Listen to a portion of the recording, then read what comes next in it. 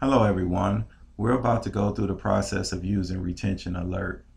Okay, our first step goes like this. You will go to eServices on the JC website. The next step is you will log in to eServices. So you'll use your username and password that you use to get into JetNet or your email.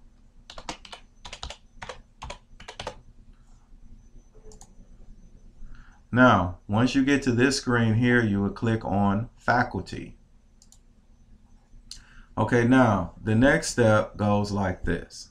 You have to click on My Class Rosters.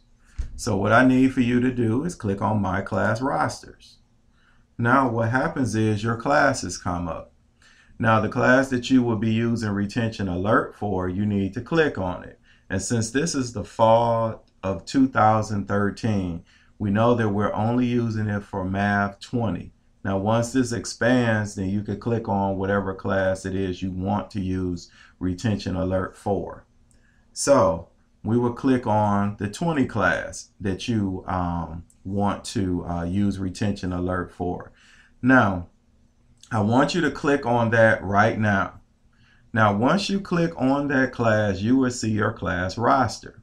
As you see, I have not clicked on my class because of FERPA. I cannot show my students' names on this video. So while you're looking at your students' names, what I want you to do right now is click on one of your students.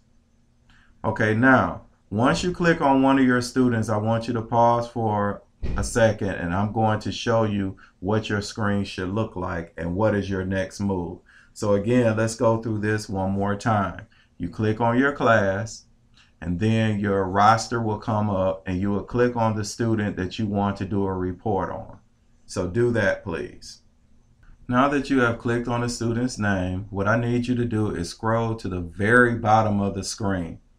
Scroll down to the very bottom of the screen and you would see this tab here that says Add Retention Alert Info. Now what you would need to do is to click on that link. Now after you click on that link, you will come to this page here. Now right above here has the student's name. So you can see the student's name and then you have the type of issue. Now you will click this down arrow here and it has different type of issues. You have concerning or disruptive behavior, life event, and a multitude of other things that you could click on. So let's just say that this student did not sign into MyMathLab. So we will go down here to MAT not logging into MyMathLab. Now in your summary, you will give a description. Like for instance, student has not signed up for MyMathLab.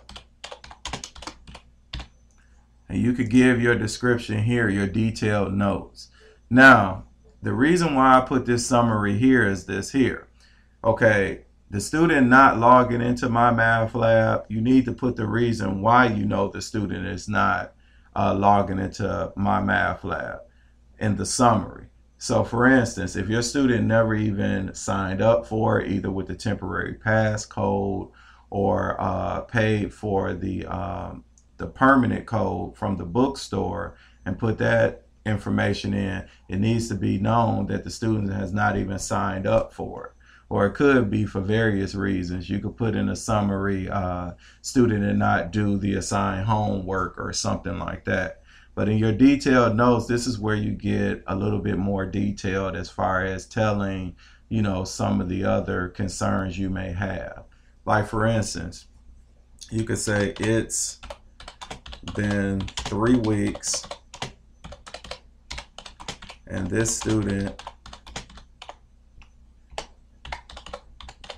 still has not signed up for MyMathLab. And then here it says, did you contact this student? Now before you fill out a retention alert request, you need to make some sort of effort in contacting that student before you send it on to the different persons that would take care of the different issues. So you would choose one of these here, like say you emailed the student, you could click email. Say you talk to the student in person, you could click here. You could click more than one thing that you did. Talk to them on the phone. You click everything that you have done in order to contact this student. Now let's just say you did one thing, you would just click on that one thing. Now, the next thing you would do is scroll down and you would click submit. And then that would send your report on. Now, before we press submit, say you have more than one situation going with this student. Say the student has not signed into MyMathLab, and let's just say that they had another issue like they have poor attendance or poor performance on exams or quizzes or something like that where you have multiple things. You could click here as well, and then you could press submit, and then that would take you to another screen where you would be able to fill out additional information on this student.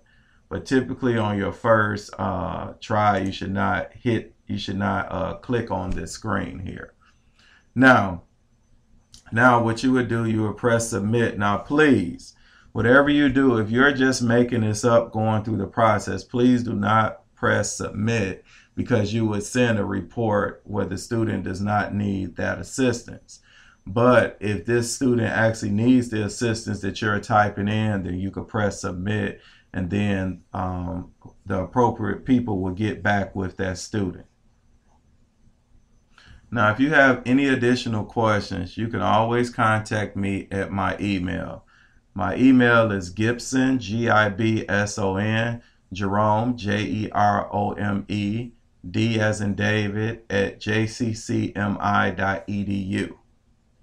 Again, just to clarify, here's my email address. If you have any additional questions, please email me and I will be glad to assist you.